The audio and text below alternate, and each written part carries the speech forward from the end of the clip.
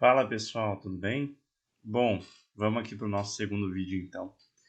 Hoje eu vou falar para vocês um pouquinho de quais são as áreas de TI, então quais áreas que a gente pode trabalhar aí no mercado de trabalho de tecnologia, quais são as competências necessárias, então linguagens de programação, quais são as habilidades mesmo, né, lógica, matemática, e também qual que é o salário médio aí no mercado.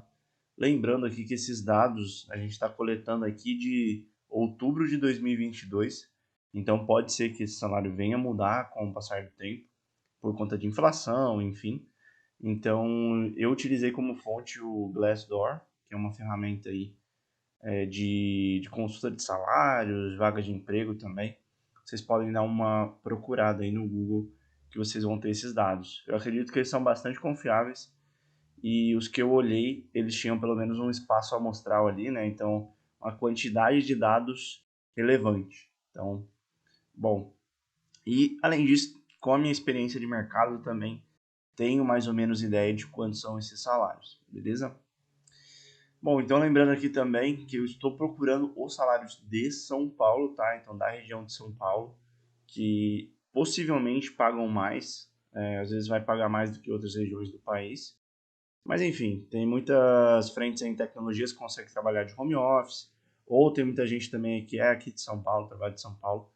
Então façam aí essas relações, esses comparativos para suas respectivas regiões, até porque o custo de vida em São Paulo ele também é mais caro, por isso que os seus salários são mais altos, beleza?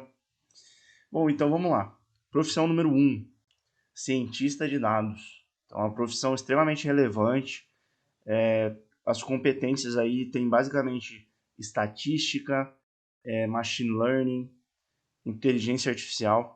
Então o cara tem que gostar bastante de matemática, bastante de ficar analisando dados também, análise de dados é um requisito muito importante. Geração de insight ali para a área de negócio, acho que são coisas fundamentais para quem quer entrar na área de ciência de dados, ou quem prefere chamar em inglês, chama de data science, tá bom? Você pode ouvir também analytics, enfim, tem vários outros termos aí que o pessoal acaba utilizando para essa área. Quais que são as linguagens de programação mais utilizadas aí por esse tipo de profissional? Você tem o SQL, que é uma linguagem que mexe com banco de dados, é uma linguagem que você sabendo ela, você vai saber utilizar ela em outras linguagens também, tá? Então, você tem outras linguagens que são baseadas no SQL, para você mexer com conjuntos de dados. Então, é uma linguagem muito boa para aprender, tá? Uma linguagem muito rápida também. Você tem o Python, que é um outro tipo de linguagem muito utilizado por ciência de dados, até porque tem muitas bibliotecas de Python. Você tem as bibliotecas aí de Pandas, sklearn, PyCaret, PyTorch, você tem uma série de bibliotecas voltadas à ciência de dados dentro de Python. E é muito fácil, é só você utilizar ali as ferramentas e você faz cálculos muito mais rápido do que se fosse fazer e implementar, né, em outras ferramentas. Então, essas bibliotecas já vêm com esse pacote de funções para ciência de dados muito interessante que você pode utilizar aí com o Python. E além disso, o R também é um outro tipo de linguagem também para análise de dados.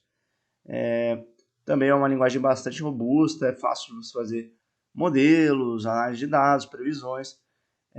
Você tem aí a linguagem do R, beleza? Eu costumo utilizar mais o Python mesmo, eu sou bastante familiarizado ali com as bibliotecas de Python e são sensacionais. Tem cada mês que vai lançando surgem coisas novas e ferramentas aí que ajudam muito o processo de descoberta e geração de insight com os dados. Tá? E aí, falando de salários, a gente chega em salário de 9,4 mil reais por mês. É um salário aí de alguém que está entrando na área, né? É um salário muito bom, mais os 28 mil reais do variável. Então você tem aí uma média de 11 mil reais se você analisar ele, né? E também um cara que é sênior chega a ganhar ali 13 mil reais, 15 mil reais em média, mas isso pode subir muito mais porque cientista de dados é geração de valor, ali, geração de insights. Então, dependendo do que você contribuir, pode ser que você ganhe mais também. E por isso que esse salário também tem uma parte variável, tá? Mas beleza, aí falando de desenvolvimento web, a gente tem o que precisa de competência, né? Você precisa gostar muito ali de mexer ou com a parte de design de sites, design gráfico, construir menus, tabelas, como apresentar as informações ali de uma maneira ordenada. Ou você precisa gostar de dados, servidores, regras de negócio, que são os cálculos ali que a gente utiliza para determinados conjuntos de dados, né?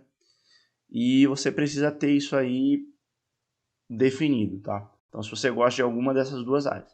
Então, a gente tem um cara ali que é o front-end, que mexe mais com essa parte do design, do visual ali dos sites, enfim.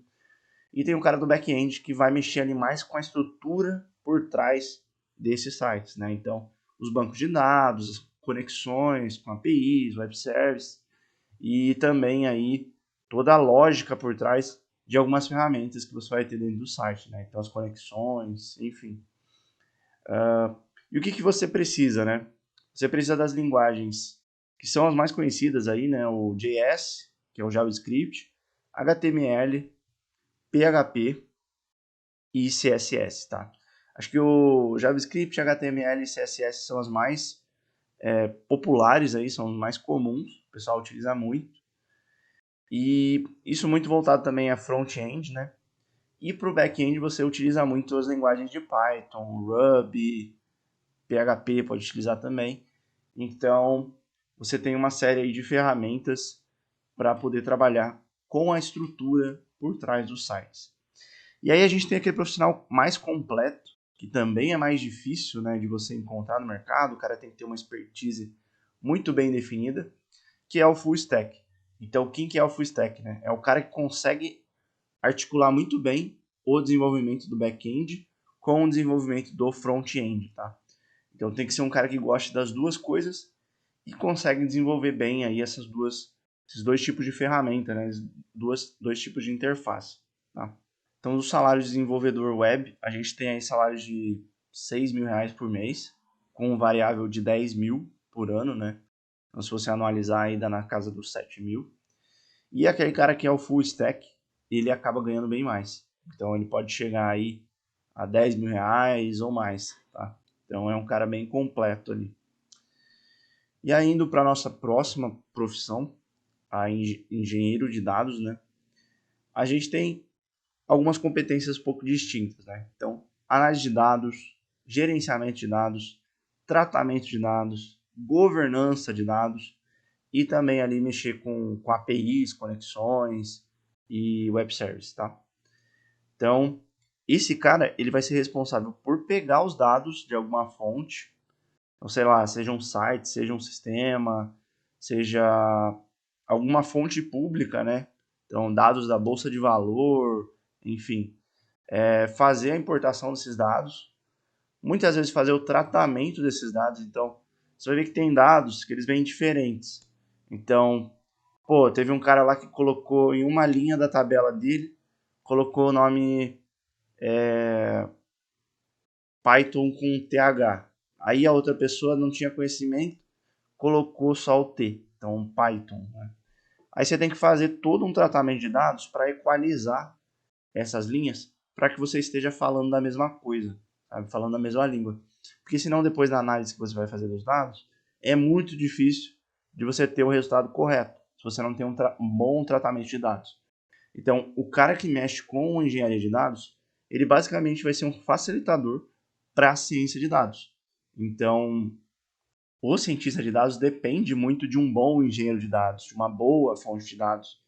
Então, você vai ver que essa profissão de engenheiro de dados também é uma profissão muito requisitada, até mesmo porque hoje em dia se trabalha muito, muito com os dados e com ciência de dados, tá? Então está correlacionado aí essas duas profissões. E quais são as linguagens aí mais comuns? A gente tem o SQL também, o Python é muito utilizado aí para tratamento de dados, você tem ferramentas ali do PySpark, você tem a ferramenta do Scala também, e o próprio Spark. Tá? Então você tem várias ferramentas aí rápidas para você fazer tratamento de dados e são utilizadas aí pelos engenheiros. Tá? Qual que é o salário, né, do engenheiro de dados? Hoje no mercado ele varia aí na faixa de 8 mil por mês e tem um salário variável de 6 mil reais. Tá? Então esse cara aí tem já é um valor de salário relevante, né, também. Você vai ver aí que a maioria dos salários giram aí em torno de 10 mil reais, a não ser alguns casos específicos que eu vou comentar com vocês. Mas o mercado de tecnologia como um todo é um mercado que acaba pagando bem no final do dia. Tá? E aí as pessoas da nossa próxima profissão são as pessoas aí de engenharia de software ou jogos, né? Então eu vou colocar os dois aqui na mesma categoria, apesar que eles têm uma atribuição diferente, né, em muitos casos, mas eu acredito que seja mais ou menos as mesmas competências, a mesma faixa salarial, só variando aí para as pessoas que são muito fora da curva, né? Então aquele cara que é especializado mesmo é o cara para desenvolvimento de software, desenvolvimento de jogos, que pode variar muito mais aí o salário dele, tá? Bom, então o que esses caras precisam, né? Desenvolvimento de sistemas. Então, desenvolvimento de sistemas é basicamente ali, pô, o cara desenvolveu um software, desenvolveu um software para computador, né? Então, que nem você tem o seu Word aí, o seu Excel. Alguém foi lá e desenvolveu o Word ou o Excel. Então, você tem toda a ferramenta dos menus, as interações que você tem com a plataforma, você tem as ferramentas lógicas também, né, por trás dessa interface gráfica. E você tem aí esse profissional de engenharia de software que tem que ter esse tipo de competência, tá? Quais são as linguagens aí mais utilizadas? O VBA, que é muito utilizado para software. Você tem o Java também, que é uma linguagem universal, né, utilizada muito para aplicativos, para desenvolvimento de softwares também, devido à sua robustez, sua boa base em programação orientada a objetos. Então você consegue fazer construir grandes projetos com o Java, né? Então, a gente vai falar um pouquinho mais depois da orientação a objetos, mas é basicamente como a gente reaproveitar alguns objetos no código para tornar ele mais robusto, evitar ter que fazer alteração em todo o código e poder trabalhar com plataformas maiores, tá? Também temos o Python, utilizado em alguns casos, C++ e o C Sharp. O C Sharp é bastante utilizado também aí para quem trabalha com jogos, tá? E bom, o salário aí gira mais ou menos em torno de 8 mil reais por mês, com uma faixa variável de 14,6 mil por aquele rendimento, né, renda variável anual. Então, se você fizer um anualizado aí, você vai ter mais ou menos uns 9 mil reais por mês, tá? Aí pode depender de cada cargo, tá? Estou falando aqui mais das pessoas desenvolvedores intermediário, júnior, mas vai depender muito da sua especificidade. Tá?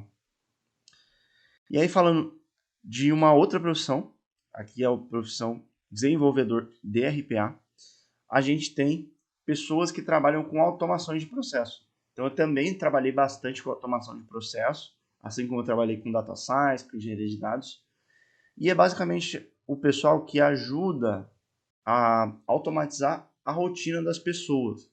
Tá? Então, o que a gente utiliza em automação de processo?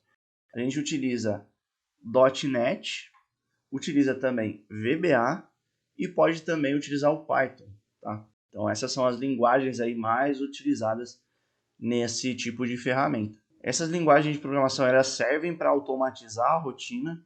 Então, às vezes, para mexer, interagir com algum software, você tem uma série de bibliotecas, né? Você tem no Python, você tem Siculi, Selenium, mexendo ali com sites, mexendo com imagens, tudo relacionado às automações, né, de tarefas repetitivas, você consegue fazer aí com automação RPA.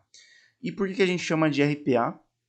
A sigla é basicamente Robot Process Automation, né? Então, automatização de processos robóticos.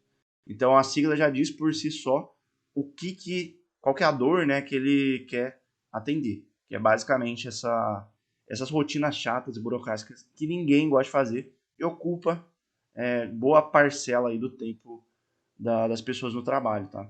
Então eu sempre fui um cara que não gosto de, não, nunca gostei, né, de tarefas repetitivas, tarefas muito manuais, você tem que fazer aí com uma determinada frequência. Então, por isso que eu fui ali no fim do dia para controle de automação, né, para trabalhar um pouquinho com automação. E eu acabei caindo aí em RPA, né? Então, meu primeiro emprego foi RPA. Eu achei muito legal porque eu vou estar impactando positivamente com automação, com as pessoas, né? E, pô, é bem legal, ter uma remuneração legal. Para entrar nessa área também não precisa de muito estudo, então você tendo um conhecimento básico ali das ferramentas, você já consegue ir engajando. E é uma área muito boa para você aprender, né? Então eu aprendi muito programação assim na prática com RPA, com tudo que eu sei hoje de Python, enfim. Eu aprendi, eu comecei a ter uma boa estrutura ali quando eu estava trabalhando com RPA. Já os salários são um pouco menores, a gente trabalha aí na casa dos 5 mil por mês e você tem também uns 7 mil variável, tá? Então você vai ter uma faixa aí de 5.500, beleza? Aí, além disso, tem mais uma outra profissão que está em alta no mercado, né? Todo mundo está falando de BI, de Business Intelligence. Não sei se você já conhece a ferramenta do Power BI também na Microsoft. Mas existem as pessoas que desenvolvem o BI, tá? Basicamente. E aí, em algumas tecnologias, a gente tem uma divisão parecida ali com a divisão que a gente tem em sistemas web, tá? Então tem a pessoa que é mais do front-end, por assim dizer, as pessoas que gostam mais de mexer com layout do BI, mexer com toda a parte gráfica, né, de visualização ali dos meus gráficos, da minha tabela. E tem as pessoas que gostam de trabalhar mais por trás mesmo, né? Então as regras de cálculo, por exemplo, como calcular quantas pessoas eu tenho do gênero masculino, feminino na minha empresa, quantas ganham até 30 mil reais, enfim, fazer faixas salariais. Tudo isso é a galera que trabalha por trás dos panos aí no BI, né? Mas tem a galera também que gosta de montar os melhores gráficos, fazer interfaces bonitas, né? Confesso que eu sempre fui mais na parte do back-end do que o front-end. Eu não sou muito bom com gráficos, design, não sou o melhor estilista. Eu sempre utilizei muito aí de referências para poder fazer boas entregas, né, bons projetos. E um web também é muito interessante porque você já tem muita coisa pronta, né? Então, isso é uma coisa muito boa e ajuda muito a gente em computação web. Tá? Aí, esses, quais são as competências, né, para esse tipo de profissional? A gente tem análise de dados muito forte, também a visualização de dados. Então, o cara tem que saber como ele quer entregar os dados para a pessoa que vai utilizar aquele dashboard. Storytelling de dados, que o pessoal utiliza muito agora, né? Como se contar histórias através dos seus dados. Tem até um livro muito interessante que eu já recomendei para vocês no Instagram sobre esse tipo de approach, né? De aproximação ali com seus dados. E, enfim, ferramentas gráficas, questão de paleta de cores, mas aí vai depender muito da atuação que você quer, tá? Tem casos que você tem que fazer os dois, e eu tive que fazer os dois em muitos momentos, tá? Mas eu entendo que eu sou melhor em uma coisa do que outra, então eu sou melhor ali na tratativa dos dados, nas regras de negócio, do que de fato fazer todo aquele layout bonito na minha tela principal, tá? E aí, como que funcionam os salários? A gente tem salários aí, em média, 4 mil reais por mês. Esses salários são menores do que os outros, né? E 6 mil reais com variável. Então, chegando aí em 4,5 por mês, basicamente. Bom, por que esse salário é menor? Porque, geralmente, a pessoa, quando está de transição da tecnologia, de uma área de negócio, então o cara mexe ali com compras, vendas, suprimentos, enfim, né? Ele utiliza o BI, né? Então, o BI tem uma barreira de entrada não tão grande. Então, as pessoas começam a trabalhar com BI. Tanto que muita gente que não é de tecnologia desenvolve Power BIs, né? São aqueles BIs menos robustos, né? São um pouquinho mais com menos regras, enfim. Não tem que importar dados de muitas fontes. Muitas vezes o pessoal pega dados do Excel, mas já é um desenvolvimento, já é um dashboard, já é um painel, já é um gráfico que a pessoa tem ali. Então a barreira de entrada é um pouquinho menor. para esse tipo de desenvolvedor. Isso também é positivo, porque se você quer mudar de carreira, né, quer migrar de negócio, para você é muito mais fácil começar ali desenvolvendo um BI, fazendo um Python, enfim, utilizar as linguagens aí mais fáceis para entrar para esse mercado, tá? E as linguagens utilizadas, até esqueci de comentar, seriam as linguagens de DAX, que a gente tem no Power BI, é uma linguagem específica do Power BI. A gente tem o R, que é bastante utilizado também, Python e o SQL, são competências aí bem importantes para quem quer trabalhar com desenvolvimento de BI, tá? E por fim, para fechar agora a lista, a gente também tem o desenvolvedor de aplicativos. Como que funciona o desenvolvedor de aplicativos? Ele é um cara que tem que gostar ali de programação mais orientado a objetos também, né? Então mexer ali com ferramentas de Java, JavaScript, tem o Kotlin também. Desenvolver as ferramentas ou para Android ou para a plataforma aí do iOS, né? Para quem gosta de iPhone, Mac, enfim. E você tem aí uma série de frameworks para poder trabalhar com essas ferramentas, tá? Então hoje a maioria dos celulares, né, dos mobiles, funcionam com Android, mas você tem plataformas ali onde você consegue também utilizar o mesmo código para as duas ferramentas. Então você consegue fazer um desenvolvimento de um aplicativo tanto para o Android como também para o iOS, né? Para a ferramenta ali da Apple. E bom, basicamente como que funcionam os salários, né? A gente tem também um salário médio de R$ 5.000 e um variável de 28 mil, tá? Acho que tem bastante variável aí nesse tipo de desenvolvimento, porque o sucesso do aplicativo ele depende muito dos desenvolvedores, né? Então depende muito ali de quão estável é a ferramenta. Pô, quem que gosta de quem gosta de um aplicativo que fica travando toda hora, né? E pô, acabou de lançar o aplicativo, todo mundo viu que não tá legal, tá travando, não suporta. O pessoal já para de usar, né? Então é muito importante aí nos lançamentos que isso seja muito bem feito também, tá? E bom, acho que é basicamente isso para fechar a nossa lista aqui. Fechamos com o desenvolvimento de aplicativos, mas a gente deu uma olhada aí em várias profissões, né, de tecnologia. Se você ainda não sabe quais dessas profissões você tem interesse em trabalhar, se aprofundar um pouquinho mais, fica tranquilo aí que a gente vai passar um detalhe um pouquinho de cada uma, vai ter conteúdo técnico também sobre cada uma dessas profissões e vocês vão conseguir experimentar um pouquinho mais na prática como que funciona essas áreas, tá? Então, ó, a gente falou de cientista de dados, desenvolvimento web, engenheiro de dados, engenheiro de software e jogos, desenvolvedor RPA, falamos de desenvolvimento BI e também desenvolvimento de apps. Essas são todas as áreas de tecnologia? Não, não são todas as áreas de tecnologia. A tecnologia é muito grande. Pode ser que, quando você está vendo esse vídeo aqui, já foi criada uma nova área de tecnologia, porque isso muda muito rápido, né? Então, fica tranquilo.